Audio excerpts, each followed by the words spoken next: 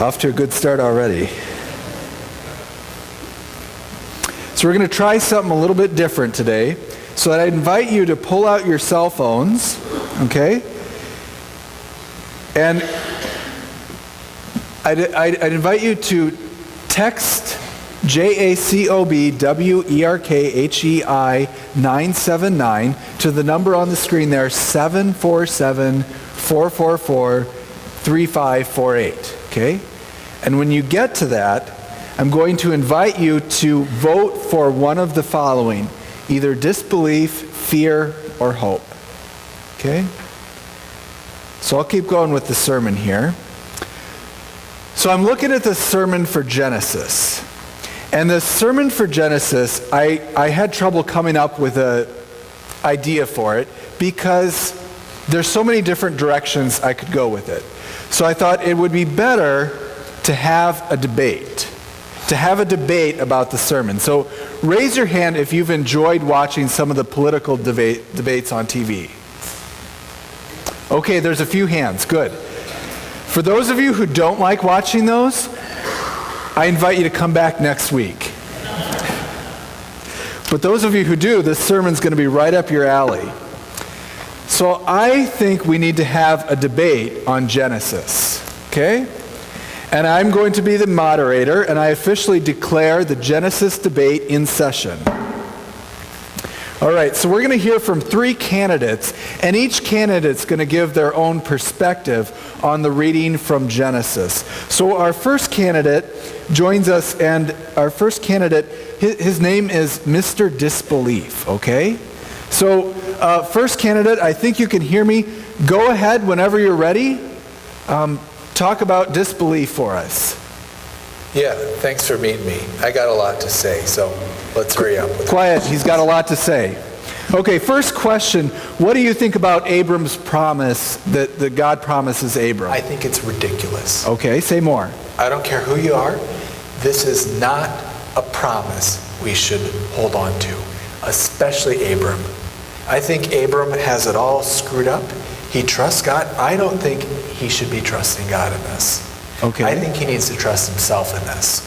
I think God's promise, there's no basis for it. You can't look at any land that Abram has. You can't look at any offspring that he has. And yet God promises as many as the stars. Abram needs to be angry about this. He needs to be disgusted with God, and he needs to stand up for what he believes. That's what I think. Okay, thank you. There you heard it. Next question, what's the focus of your campaign? We need to talk to God. We need to be angry at God. We need to be upset at God. We need to be disgusted at what God is doing. I'm in total disbelief about this story, and I'm in disbelief about any promises. I mean, look at the droughts happening across the world. Look at the storms that are happening. All these tornadoes and lightning strikes. Come on. Where's God? Why isn't God stepping in on this? I mean, look at diseases. All of us, we face diseases all the time. Where's God? God needs to be held accountable. We need to be angry. We need to be disgusted. I'm livid. I'm livid at God, and that is the focus of my campaign. Okay, very good. What is a Bible passage you would recommend to kind of back up the focus of your campaign? If I could pick any passage? Any passage at all. Well, there's a bunch that I'd like to talk to God about. But Psalm 27, verse 9. Do not hide your face from me. Do not turn your servant away in anger. You who have been my help, do not cast me off. Do not forsake me, O God of my salvation. I don't know if God's got a problem with me, if God's got a problem with us, but I definitely want to talk to God. And this passage from the Psalm, I want to speak to God about what's going on in the world. I am upset, I am disgusted, and God needs to fix them. Okay, thank you. Final question, make it quick here. Why should people vote for you? Okay. My opponents, they don't get it. You look at hope. Hope is just... I'm so angry I don't have... We'll hear from Hope in a second. If you look at fear, he's got some basis to stand on. I agree with some of his points.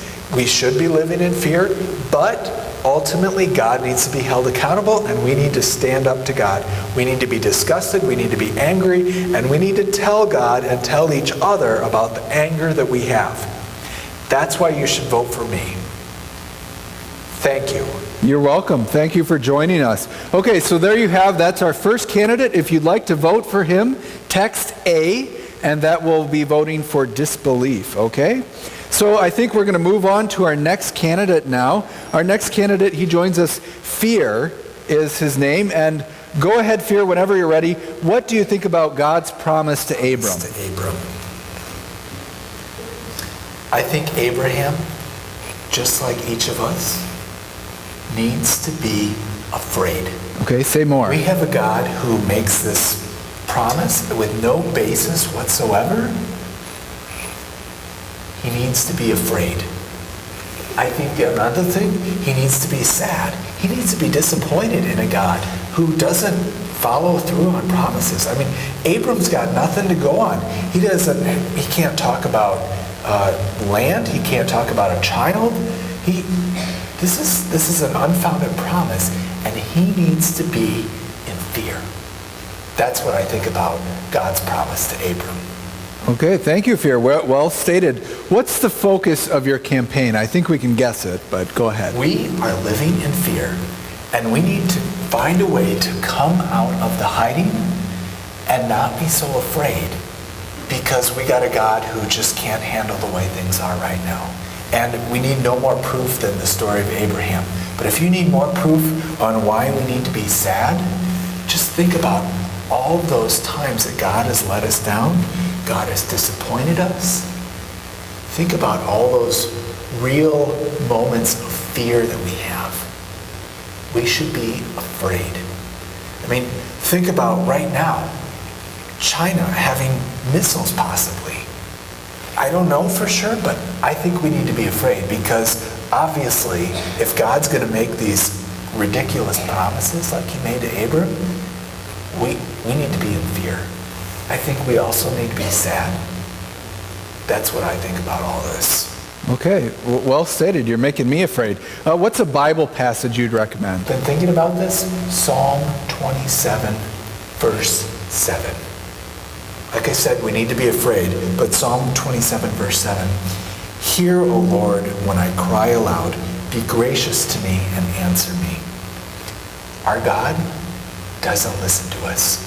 When we're in fear, when we're in sadness, we don't have a God who follows us. Okay? So I think we need to be afraid, and we need to find a way to go behind God's back and get out of the darkness and not be afraid anymore. And we can't do that with God's help. We got to do that on our own. That's what On our own. Okay. Final question. Why should people vote for you? Why should people vote for me? Yeah, that's what I said. Because we are in fear. I mean, I'm a perfect example. We're in sadness. We're disappointed at how God has let us down. And we're disappointed that God is not taking action right now. We each have stories in our own life where God's not fulfilling God's end of the bargain. I think we need to be afraid.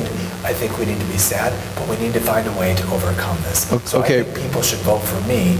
If you're afraid or if you're sad, you need to vote for me. Okay, thank you. Yep, thanks for joining us. Okay, so there you have it. There's our second candidate, Fear. If you'd like to vote for Fear, text B. Remember, you can vote as many times as you would like. So if you decide to go back and vote for disbelief, go ahead and do that. Also, for those of you who are on Twitter, if you'd like to follow along the discussion, you can follow along on the discussion hashtag Genesis Debate 2016, okay? So we have a live Twitter feed going on. And now we're going to hear from our third candidate.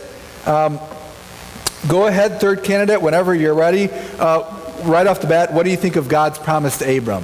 Thank you so much for meeting with me and for hearing what I have to say. Can you hurry up? For my campaign.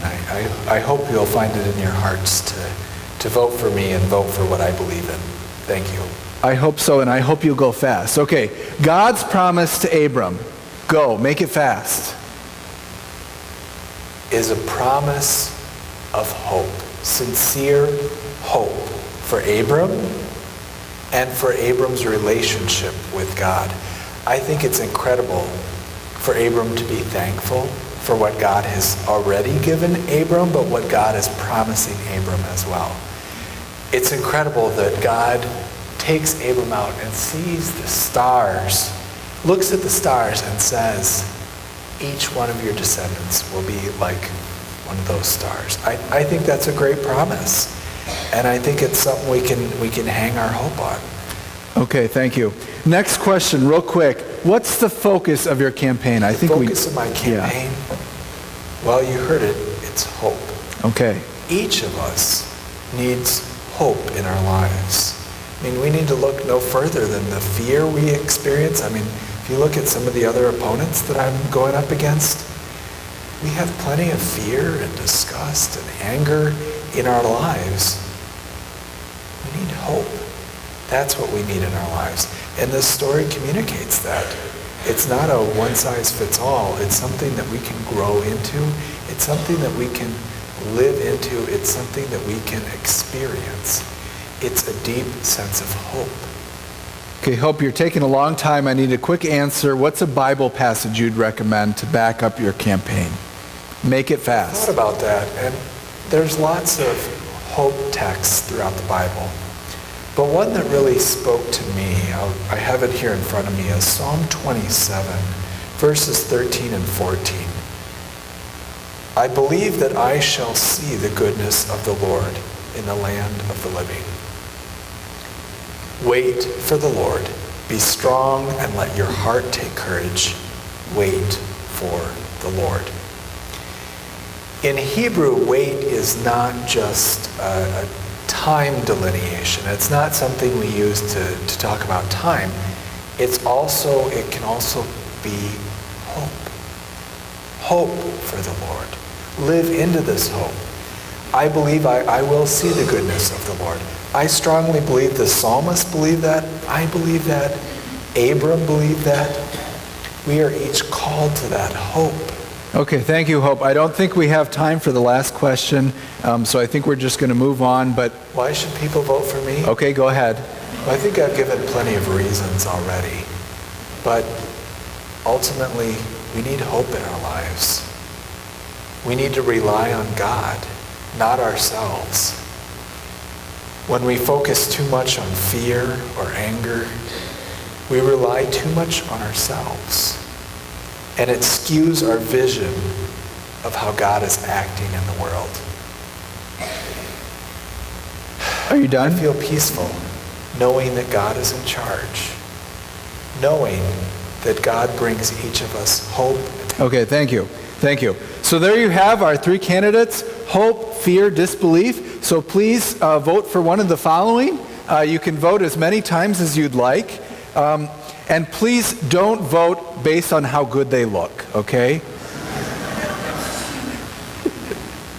Why is everybody laughing?